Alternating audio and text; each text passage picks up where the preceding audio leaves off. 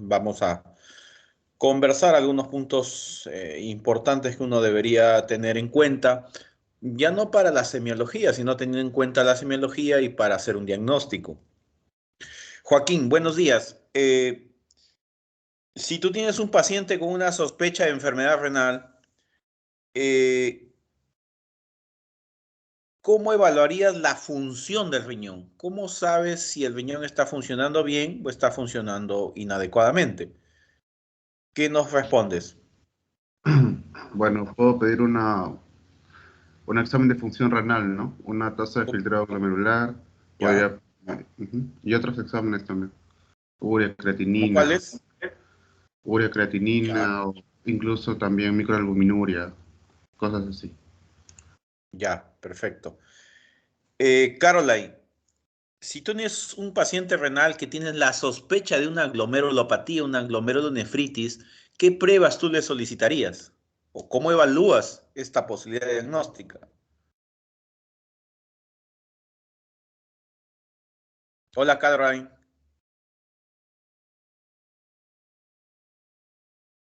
Sí, doctor, disculpe, no se pudo escuchar bien. Sí, si tienes un paciente con una glomerulonefritis o una glomerulopatía, ¿qué pruebas tú solicitarías como para estar más cerca de esta posibilidad diagnóstica? Le podría pedir el caso de filtrado glomerular, ver si mediante el análisis bioquímico de la orina presenta algunos sedimentos, ya sea microalbuminuria, si presenta ciertos hematíes por campo, para ver si está entre el rango normal, ¿no? Ujú, perfecto. Ok. Entonces, como comentábamos, Joaquín nos dice, doctor, frente a un paciente de enfermedad renal que yo sospecho, pues mi primera posibilidad es determinar si esto es agudo o es crónico, ¿correcto? Historia clínica es importante porque me va a dar los tiempos de presentación de la enfermedad actual. Los antecedentes es importante porque me va a situar en una carga crónica o de repente no. Eh, por otro lado, cuando ya tengo esta información, luego yo necesito exámenes auxiliares que hoy ya es parte de la semiología, ¿no? Como lo es un rayos X, como es una ecografía, ¿no? Y necesito los laboratorios. Entonces, frente a un problema renal, que no sé si es agudo o crónico, es decir, se presenta la emergencia con una creatinina elevada, con una urea elevada, con cierta sintomatología, como dice Joaquín, y yo pedí una tasa de filtración glomerular. Claro, eso es importante, pero no te va a determinar si es agudo o crónico, pero sí te va a dar de alguna forma cómo está ese riñón en ese momento. Pero la tasa de filtración glomerular, recordar, si ustedes recuerdan, es por fórmula o es juntando la orina 24 horas, situación que a veces, digamos, es el paso 2, ¿no? Nuestro primer paso es tomar una uricreatinina, ¿sí? Que para verificar si eso está normal, elevado, y luego aplicar la fórmula o, dependiendo de la condición del paciente, ya hacer una tasa de filtración glomerular a través de la depuración de creatinina. A la vez, Joaquín nos decía, doctor, pero también tengo que tomar la albuminuria, ¿no? Probablemente está recordando ese cuadro de enfermedad renal crónica, donde por un lado teníamos que calcular la tasa de filtración glomerular para estadiarlo, es decir, este paciente con enfermedad renal crónica está en el grado 1, en el grado 2, en el grado, etcétera, o grado 5, y el riesgo de progresión estaba en el lado de la albuminuria. Si es menor de 300, perdón, si es menor de 30, si está entre 30 y 300 o más de 300. Y ese era el riesgo de albuminuria, ¿no? Como A1, A2 y A3, ¿correcto? Y por otro lado, cuando Caroline comentamos una glomerulopatía, lo primero que yo sospecho es obviamente mi cuadro clínico, mi examen físico y tengo, o sea, si bien es cierto, el 90% de glomerulopatías van con edema, hay un 10% que no va con edema y que solamente va con proteinuria. Por lo tanto, la primera posibilidad que yo sospecho frente a una glomerulopatía es determinar si tiene proteinuria, si tiene hematuria o si tiene síndrome nefrótico o si tiene síndrome nefrítico, ¿sí? a partir de ahí yo me agarro para pensar en una glomerulopatía. Entonces ya sé por semio que síndrome nefrótico tiene un componente, que síndrome nefrítico tiene un componente y que algunos no serán nefróticos ni nefríticos y solamente serán proteinuria no nefrótica. Es decir, si es menor de 3.5 gramos la proteinuria en 24 horas o solamente si hay hematuria. Y luego en hematuria yo evaluaré si esto corresponde a hematuria de origen glomerular o de origen no glomerular y armaré mi árbol de posibilidades. La no glomerular es cualquier parte del tracto urinario que puede estar sangrando y la glomerular necesariamente va a pensarse en un problema renal y que generalmente se asocia a proteinuria y esta va a ir probablemente hacia una biopsia renal, ¿no? Eh, Jocelyn, si tú sospechas de un trastorno electrolítico de un paciente, por ejemplo, trastorno del sodio, ¿qué pruebas o qué situaciones tú le estás solicitando?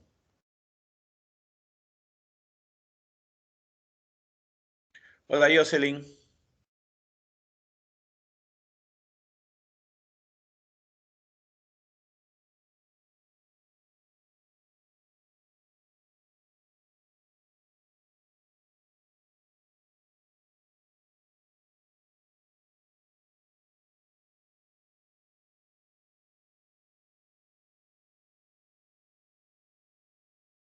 Buenos días, doctor. Siendo que hay dos Jocelyn's. Ya, estamos aquí con Jocelyn Astor Suárez. Sí, doctor. A ver, Bueno, si tiene trastorno del sodio, ¿no? Sí, a ver, sería... ¿Qué exámenes, doctor, pediría, no? Pediría bueno, un análisis de sangre, ¿no? Para ver el nivel de sodio, ver los electrolitos, ¿no? Como también el potasio, el cloruro, el bicarbonato.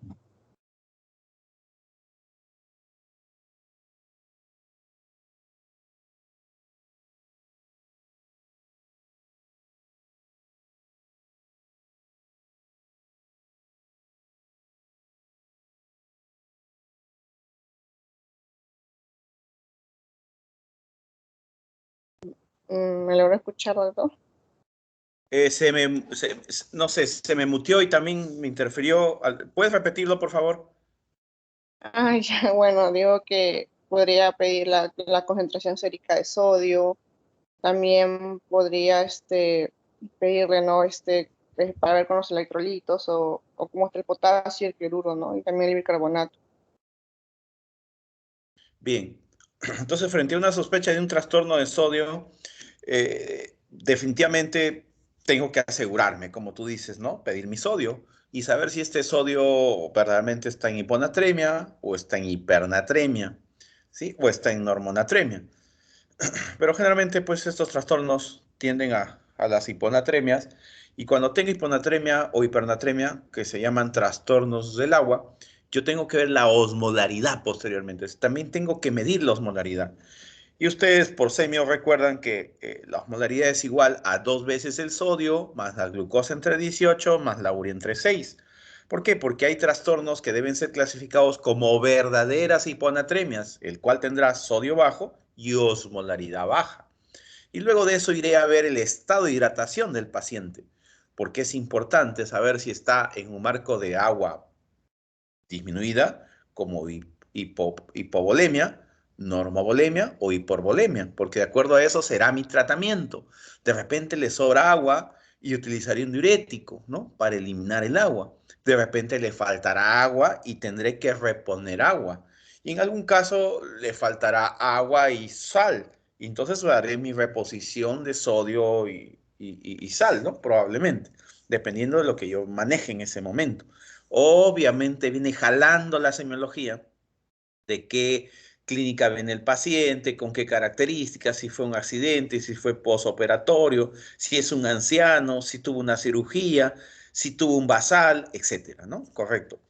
Y siempre los trastornos electrolíticos deberían ser acompañados de un AGA y electrolitos, ¿sí? Generalmente el sodio es muy raro que se mueva solito.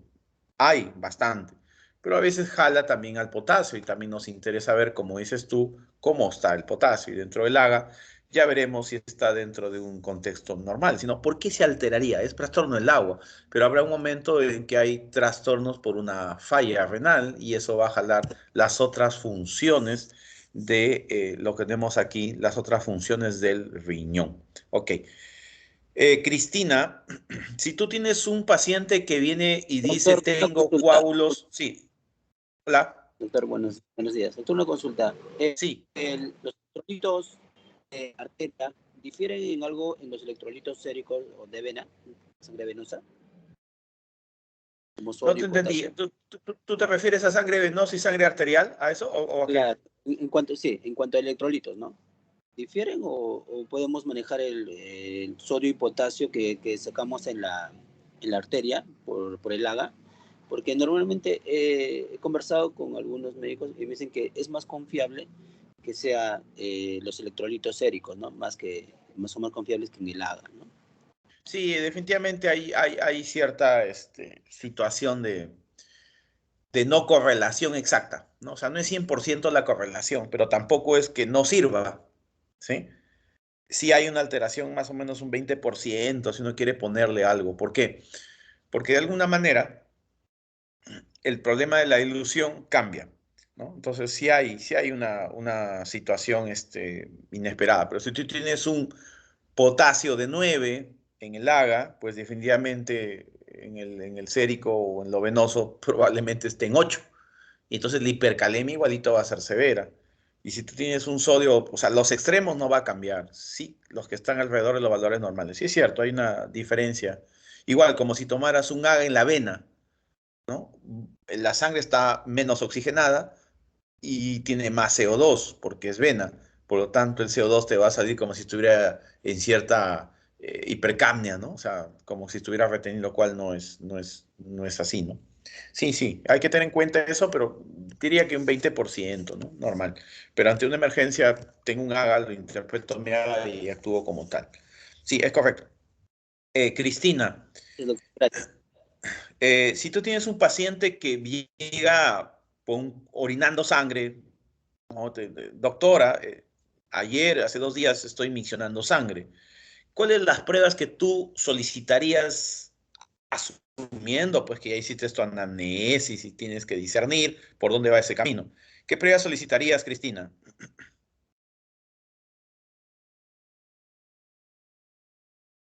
Mm, sí, doctor. Bueno, lo que solicitaría podría ser un hemograma, eh, también examen de orina, ¿no? Para ver bueno, aunque bueno, si dice que está orinando sangre, ya vemos una macromaturia, ¿no? Am,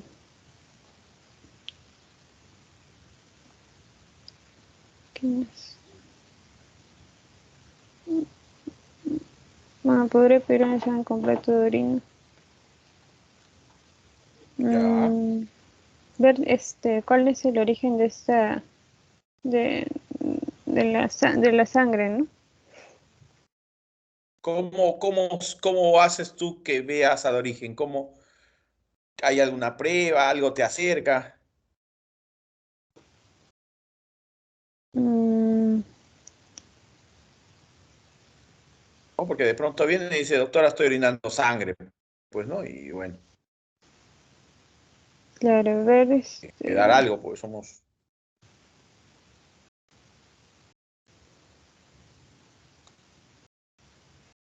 mm, no recuerdo bien ahorita, doctor. Perfecto, perfecto. Entonces, lo primero es saber si es una hematuria, ¿no? Verdadera, bueno, has hecho una anamnesis, determinar que no esté en menstruación si es mujer, que no tenga un traumatismo, que no sea un cuadro recurrente, primera vez del episodio, ¿no? Ustedes eso por semio son expertos viendo esos temas. Y ahora digo, bueno, ya esto sí parece una hematuria, ¿no? Entonces si uno recuerda, dice, uy, el con coágulos era la no renal, ¿verdad? pero había unas cositas en la orina ahí que no me acuerdo qué eran. Bueno, entonces lo primero que tengo que pedir es un examen de orina, ¿no? Para verificar si efectivamente hay una microhematuria, a pesar que el paciente dice que hay una macrohematuria, ¿no? Otra forma, a veces uno dice, a ver, orina en un vasito, orina y sale sangre, bueno, pero hasta ahí me quedé, no puedo decir que mirando el vaso, no voy a decir si ese es de origen glomerular o no glomerular, porque ese es el tema de abordaje en la hematuria, ¿sí? Saber si viene de riñón o viene de algún tracto de la parte urinaria. Entonces, uno dice, examen de orina. Normalmente cuando es más de 100 hematíes por campo, se tiende a decir que ya eso es una macrohematuria, es decir, pucha, se puede hasta visualizar, ¿no? 20 a 30, casi no se, es microhematuria, o sea, se tiende a decir, digo, ¿no? Más de 100, como que ya eso es una macrohematuria. Entonces, primero visualizar y luego ver si aparecen cilindros. Recordemos que los cilindros, los hematíes dismórficos, los acantocitos que en un momento revisaron ustedes en semiología, que tenían más del 5% de acantocitos, o los dimórficos más del 70-80%, nos orientaban a la glomerular. Las otras nos decían esto no es glomerular. El color, recordar que unos eran muy antes y el otro más oscuritos, nos orientaban igual hacia uno, igual los coágulos nos orientaban hacia una área o no. Entonces, ahora en medicina uno es eso, es rescatar un poco esa parte de data acumulada que tenemos en semio para poder discernir frente a casos o situaciones simuladas o reales posibles diagnósticos, ¿sí? Recordar que el tratamiento viene en función al diagnóstico, ¿no? Si hago un diagnóstico temprano, acertado, pues mi tratamiento será temprano y acertado. Si yo me demoro en el diagnóstico, pues mi tratamiento se demorará. Y siempre plantear el diagnóstico, eh, digamos, alternativo, ¿no? El diagnóstico diferencial, ¿no? Para una insuficiencia renal aguda, a descartar es una enfermedad renal crónica. Para una hematuria de origen glomerular será la no glomerular, ¿correcto? Para una neuropatía obstructiva, pues será una intraparenquimal, para una prerrenal será una intrarrenal, y nosotros ya sabemos que hay índices e indicadores que nos van a dar estas formas de situación, ¿ok? Vamos viendo algo más por aquí. Adriana estará por ahí. Adriana.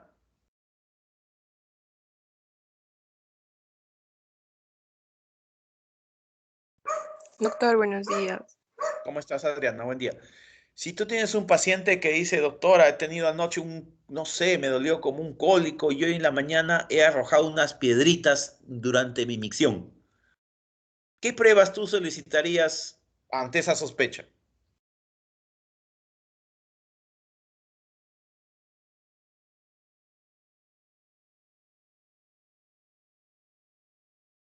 Un urograma excretor, doctor. ¿Qué otra más?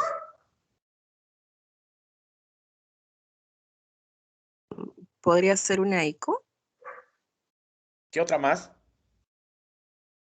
Ah, no sé más, doctor. Creo que eso no le Ok, podría pedir. ok. Entonces, frente a ese cuadro, todos están sospechando y dicen, será un cólico renal, ¿no? Y esa pedrita será una litiasis renal, ¿no? Será cálculo renal, ¿no? Entonces, lo primero que tengo que averiguar si efectivamente es litiasis renal. Y si es una litiasis, tengo que saber el tipo de cálculo, sea oxalato, sea fosfato, sea cistina, sea ácido úrico, sea estrubita, ¿sí? Tengo que saber, y lo más común, esos 5 tipos de cálculos, ¿sí? Miren que no es más abordar estos temas que se va a ver en este segmento, ¿no? Todo recordar hacia atrás, igual aplicarlo. Entonces, frente a tal situación, hago esto. O sea, la mente tiene que estar en algoritmo, ¿ok? Frente a la situación A, yo desarrollo mi plan A o mi plan B, pero A, B, C, D, ¿no?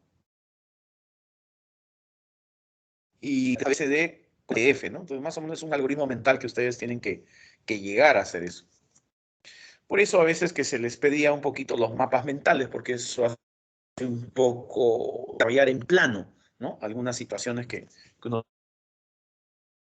tiene que ver. Este es el paciente, un examen de orina. ¿Qué espero en el examen de orina? Ver el pH.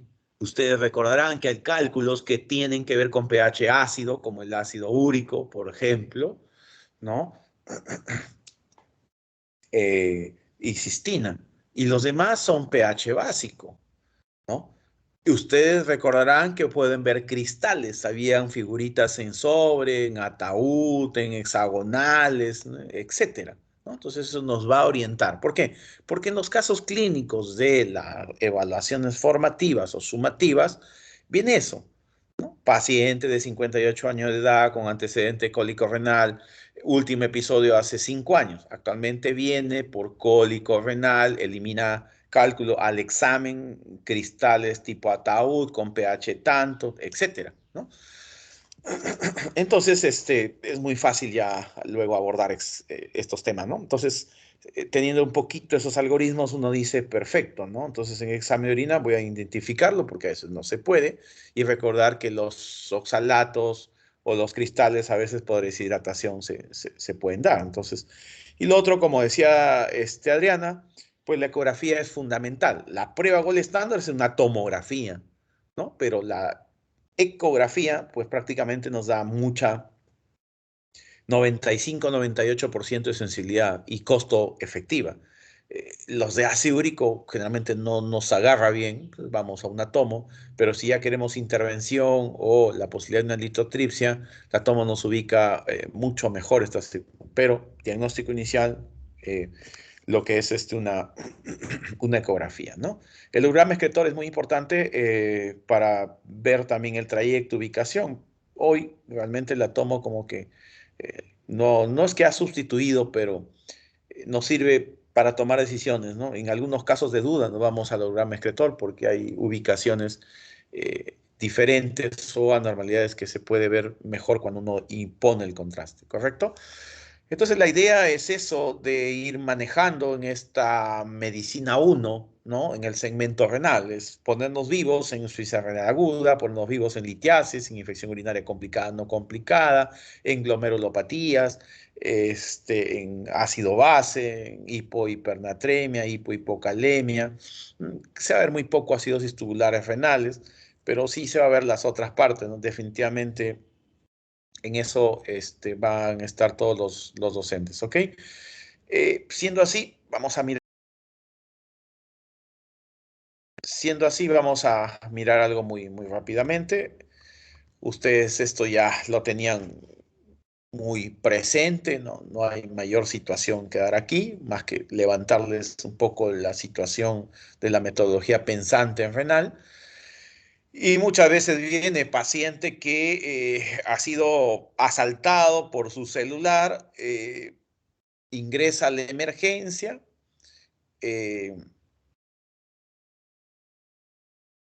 se encuentra arma blanca incrustada entre la costilla 11 y 12 del lado izquierdo. El paciente tiene dolor intenso y se nota pálido, ¿no? ¿Qué actitud? Bueno, la actitud es eso. Probablemente si es en el lado izquierdo, en el intercostal, en ese lado, en la zona lumbar, ha habido incrustación en el riñón directamente. ¿Eso qué significa? Que puede estar sangrando el riñón y por eso está pálido, probablemente taquicárdico como reacción. Eso es una emergencia. Entonces, acto seguido, generalmente es una tomografía, ¿sí? Y después la tomografía es definición de sala, ¿sí? Y si salva ese riñón, bien, pero si no, va a ir a una nefrectomía, si no, se va a morir, si es que no se murió ya en el trayecto, porque es un vaso grande. Eso ni comprimiendo por fuera se va a poder parar, pero igual es una de las maniobras que uno tiene que hacer. Es muy difícil comprimir entre el espacio intercostal 11 y 12, ¿no? Entonces eso es importante. Igual, gente que es golpeada en el lado derecho, eh, entre comillas, golpes, causan muchos problemas. Y esos problemas pueden darse hematomas en la grasa perirrenal, ¿sí? Puede haber un hematoma ahí acumulado por sangrado, ¿sí? De hecho, que los cálculos pueden enclavarse en cualquiera de estas situaciones, ya sea en la pelvis o en el uréter. Y hay unos que llenan toditito esta zona de la pelvis y renal, y esos son los cálculos coreliformes o coraliformes que le llaman algunos, ¿no? Son los coreliformes que generalmente tienden a ser de estrubita. Aquellos pacientes que han tenido infecciones urinarias a repetición y generalmente son una serie de gérmenes, entre ellos Proteus mirabilis a la cabeza, que tiende a generar este tipo de cálculos, a hacer un cambio en el pH. Entonces esos cálculos coraliformes o en asta de venado, que probablemente los van a ver en las figuras o en los casos, está lleno el riñón, ¿no? Y ya compromete la función renal. Entonces, un paciente con litiasis, también debemos evaluar la función renal de este grupo de pacientes, ¿no? Entonces, yo podré tener litiasis con mi función renal normal, que es decir, filtro bien, excreto bien, depuro bien. Pero de repente ya en el tiempo ha habido problemas y ya no está filtrando y ya empieza con cierto grado de enfermedad renal crónica, ¿correcto? Siendo así, también tenemos la parte anatómica del vaso, importante en semiología. Si uno encontraba soplo renal, pues tenía la posibilidad de decir hay una estenosis, una obstrucción de la arteria renal. Por lo tanto, yo estaba pensando si había una hipertensión severa en una hipertensión renovascular, ¿correcto? Esta hipertensión renovascular es importante porque si es de forma aguda por un trombo, por un ateroma, pues debería intervenirse para poder solucionarlo. Pero generalmente es más progresivo y el paciente empieza a tolerar expresiones. Estos son presiones altísimas, 180, 200 de sistólica, 100, 110, 120 diastólica, y que generalmente son refractarios a uno o dos medicamentos. Generalmente usan 3, 4 o 5 antihipertensivos. O sea, es un grupo muy fácil de identificar. Presiones muy altas y mucho uso de antihipertensivos, ¿sí? Y mala respuesta encima al tratamiento. O ya antecedentes de ACV que han tenido. Entonces, esos casos también son muy fáciles. Pacientes en en edad con antecedentes de ACV a los 40 y a los 50 años. No tuvo secuelas, actualmente ingresa a la emergencia con 200 sobre 100 y pico, ¿no? Se encuentra soplo en región renal derecho, creatinina en 4, urea en 100 y tantos. Mi posibilidad diagnóstica es una hipertensión renovascular que en este momento o ya hace tiempo pues me está causando enfermedad renal como causa de esta hipoperfusión renal constante. Entonces eso es importante. Lo otro son los pacientes que cuando tengo hipertensión y tengo hipocalemia sérica, está sucediendo algo con aldosterona. Entonces estas son asociadas a veces a enfermedad de Crohn, hipertensión secundaria, ¿no? A un proceso metabólico. Entonces tener cuidado con los pacientes con hipocalemia e hipertensión. Y también son severas, difíciles este tratamiento. Y cuando hay estenosis bilateral, ya saben que está contraindicados los YECAS y los ARA2, igual como insuficiencia renal aguda. No podemos dar YECAS o ARA2.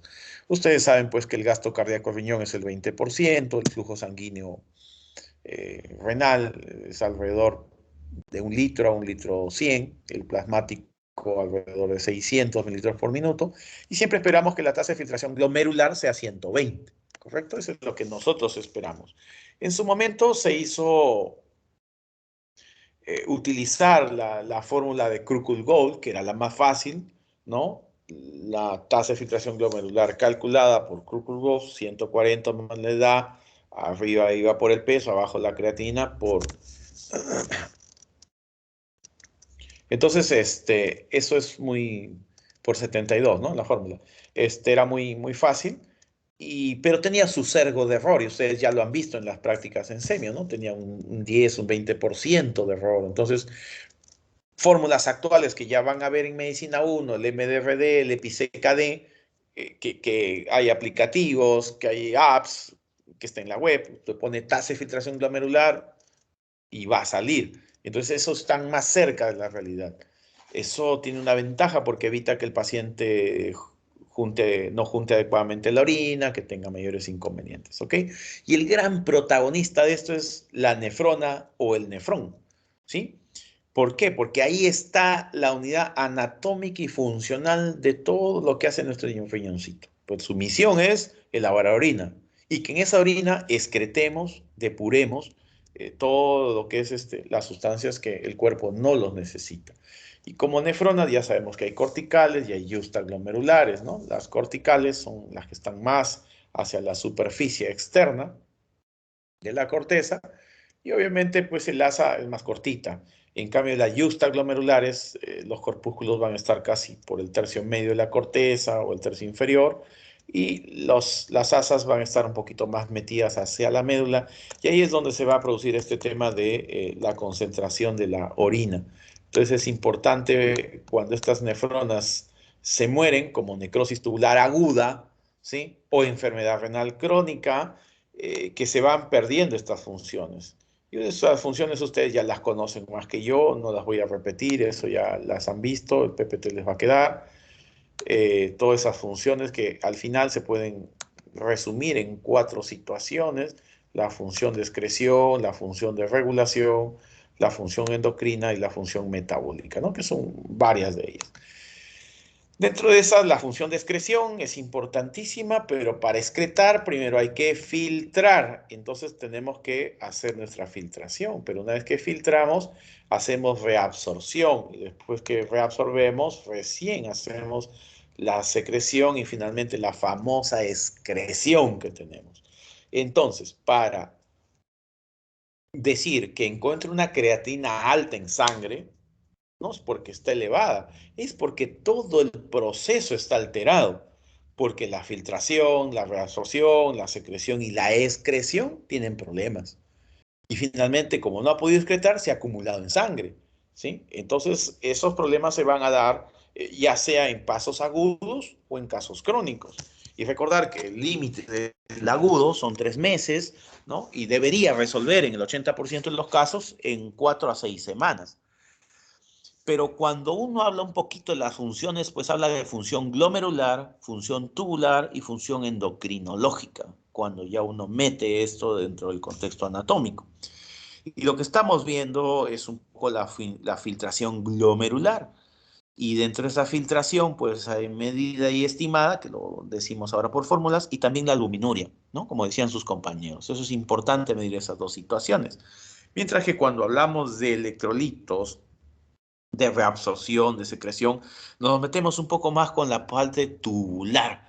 Por eso es que cuando ustedes en injuria renal agudo tenían un cuadrito que decía prerrenal, renal y posrenal, y decía FENA, fracción excretada de sodio, y decía sodio, y decía, ¿cómo lo diferencio? Sodio menor de 20, FENA menor de 1, osmolaridad.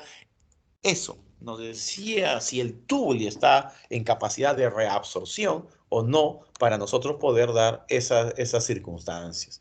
Y entonces no es tan fácil como decir, qué bacán, reabsorbe. No, porque así como hay ese tema de la funcionalidad, esto está en función a presiones.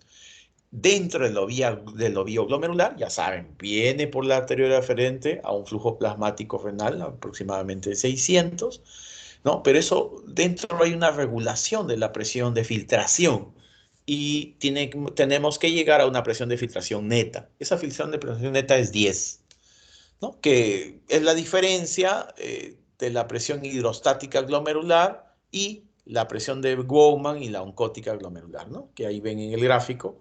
Voy a avanzar un poquito más que detenerme aquí, porque finalmente yo tengo que tener una filtración glomerular de 120 mililitros por minuto, ¿no? Más o menos.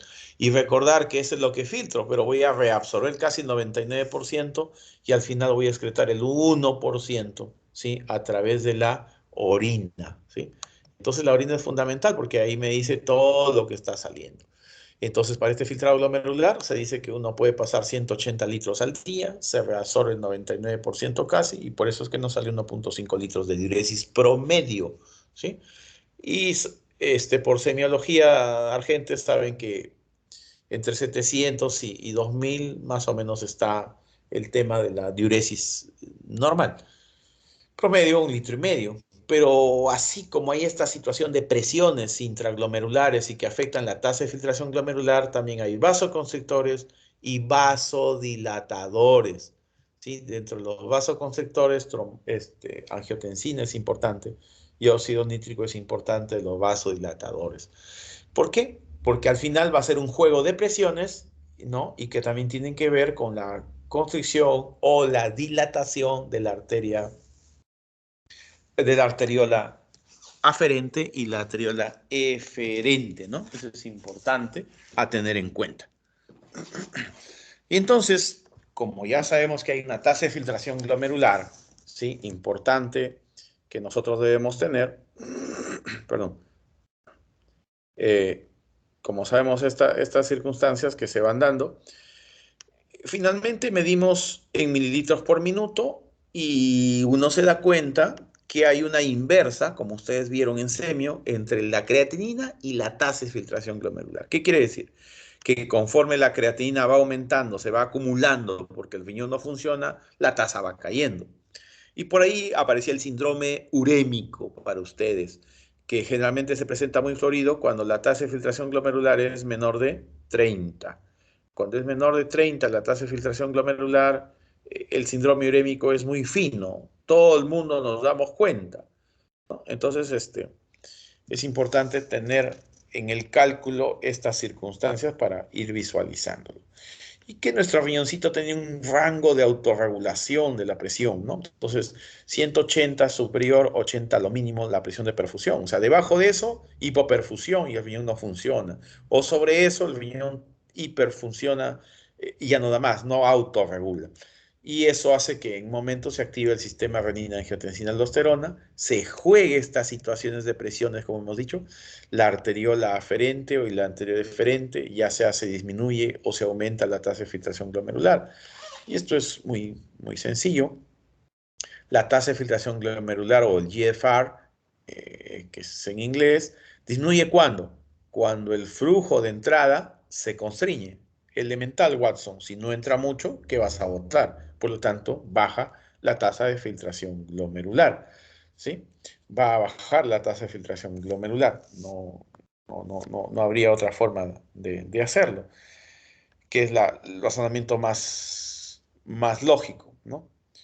Y cuando aumenta, el flujo entra normal, pero la salida está como obstruida. El eferente está que constriñe. Por lo tanto, va a aumentar la presión glomerular y al aumentar la presión glomerular hace que aumente la tasa de filtración glomerular.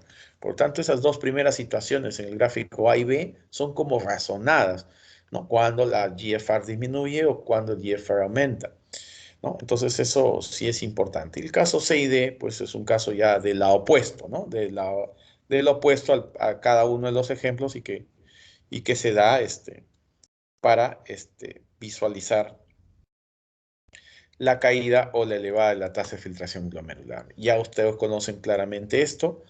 Respecto a la activación del renina-angiotensina-aldosterona, cuando disminuye el flujo sanguíneo renal, produce una mayor reabsorción de sal, de agua y aumento de la secreción del potasio. Esa es la fórmula que hasta en el examen creo que les vino en semio. Luego aprendieron en algunos grupos el MDRD, que era una fórmula también importante. En esta rotación aprenderán el CKD-EPI, que también está dentro del grupo, la clasificación de enfermedad renal crónica, que tendrán una clase exclusiva para eso. Esto simplemente estamos recordando lo que ustedes ya saben. Esta parte de la membrana basal glomerular importantísima porque se daña en las glomerulopatías, ¿no? Y también se tiende a dañar en enfermedades crónicas, nefropatía diabética, hipertensión arterial, mieloma, etcétera, ¿no? Que hace que tengamos glomerulopatías secundarias y también tengamos daño a nivel de los pocitos y en algunos casos de la membrana basal glomerular y en otros casos de la área proliferativa. Por lo tanto, habrán enfermedades membranoproliferativas, solamente membranosas o parte de, y por eso será focal y segmentaria. ¿Okay? Entonces, importante medir la proteinuria, ¿no? Normalmente es menor de 30, la microalbuminuria entre 30 y 300 y la macroalbuminuria más de 300. Y ahora tendrán que recordar de semiología cuando les decíamos que es una cruz, 2 cruces, 3 cruces o 4 cruces en la orina. ¿A qué equivalía? ¿No? Porque en la interpretación de casos ya nadie le va a explicar eso, simplemente se va a decir paciente que ingresa por emergencia con hematuria 20 a 30 por campo, proteinuria 4 cruces, ¿no? ¿Cuál es el siguiente paso para el diagnóstico? Punto, ¿no? Nada más. Entonces, el síndrome urémico ya ustedes conocen que está ligado a la enfermedad renal crónica, antes denominada insuficiencia renal crónica, y tiene un montón de manifestaciones que ustedes ya han visto en semio, empezando con anemia, empezando con prurito por tema de la hiperfosfatemia, aumento de la frecuencia respiratoria tipo Kussmaul por la acidosis, alteraciones metabólicas como hipocalcemia, hiperfosfatemia, ¿no? Y un clásico de estas alteraciones de la IRC, calcio bajo, calcitriol bajo, fósforo alto, PTH alto, ¿no? Eso es un clásico para identificar un caso clínico, ¿no? Si me que está así, ese es diagnóstico, es un IRC, ¿correcto? Y alteraciones de la micción, que ustedes también conocían, algo que no es parte de la anatomía y fisiología un poquito, pero bueno, damos una mirada un poco de lo que tiene que ver el sistema simpático con la fase de llenado y el parasimpático con la fase de vaciado. Hay trastornos en semio que ya ustedes son expertos. Si uno dice que es polaquiuria, que es teneno vesical, que es retención urinaria, ustedes lo manejan adecuadamente. En semio también vieron el síndrome de obstrucción o retención urinaria, que era importante, la posibilidad de ver una vejiga palpable o una vejiga a veces globo vesical, que le llaman, ¿no? Y el tratamiento era de desobstrucción, desobstruir, ya sea cualquiera la causa, ¿sí? Pero si era ahí, había que desobstruir y luego hacer una eco para ver si no hay hidronefrosis, o sea, dilatación de los uréteres y ver otras posibles causas que uno podría tener. Bueno, hay orinas de diferentes situaciones, color purpúrea, color verde, claramente atribuidos a fármacos o a microorganismos. El marrón o negro es trastorno metabólico como la melatonina. Bueno, esto es semiología en realidad. Y eso para ir determinando algunas características que uno pudiera tener dentro de este contexto de situaciones clínicas que uno vamos a tener. Lo primero es acordarse sobre las funciones del riñón, qué se alterarían y qué pruebas yo solicitaría, ¿no? En todos vamos a tener ureacreatinina y tasa de filtración glomerular, definitivamente, pero antes el volumen urinario, ¿sí? Necesito por semio saber volumen urinario y clínica y antecedentes, etcétera, pero estrictamente ureacreatinina, tasa de filtración glomerular y la albuminuria o proteinuria si no hubiera. Y posteriormente imágenes, ecografía, tomografía u otra que según el caso se presente. Ok, no sé si hay alguna pregunta o algunas situaciones a considerar.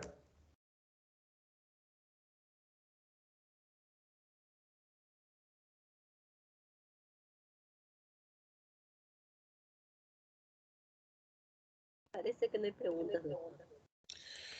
Ok, chicos, gracias. Les dejamos para que tomen su desayuno unos 15 minutitos y ya van a ingresar para sus prácticas. Ok, listo. Gracias. Nos vemos. Hasta luego.